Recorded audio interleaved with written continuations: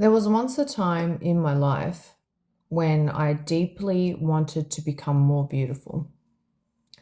Not unrecognizable, not to become somebody else, just to become a more radiant, refined version of myself. If I'm honest, I became quite focused on it. I was always researching, always looking into things, always wanting to improve something externally. But what I didn't realize at the time was that the transformation that I was seeking would become both physical and spiritual. A lot of what I found happened almost by accident, or at least that's how it looked on the surface.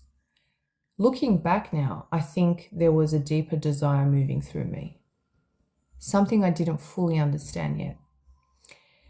There were three practices that became very impactful for me. No one gave them to me. I came across them myself, I explored them sincerely, and I applied them. One of the more interesting things I explored during that time was the idea of timing.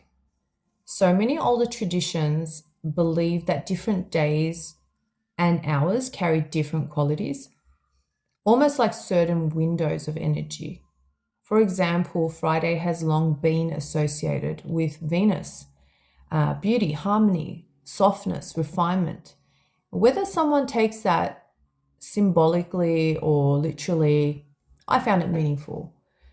So I began using Friday, and sometimes specific hours within Friday, traditionally linked with Venus, as moments of focused intention. Not because I believed that a planet was changing me, but because human beings respond deeply to meaning, to rhythm, and to intentions. So sometimes the power isn't the symbol itself, but in the consciousness it awakens in you. During those moments, I would slow down and I would become present and call on Allah through His beautiful names connected to beauty and transformation.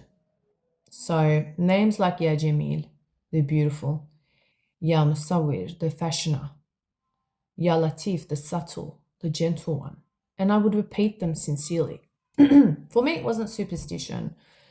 It was remembrance, it was alignment, and opening something within myself.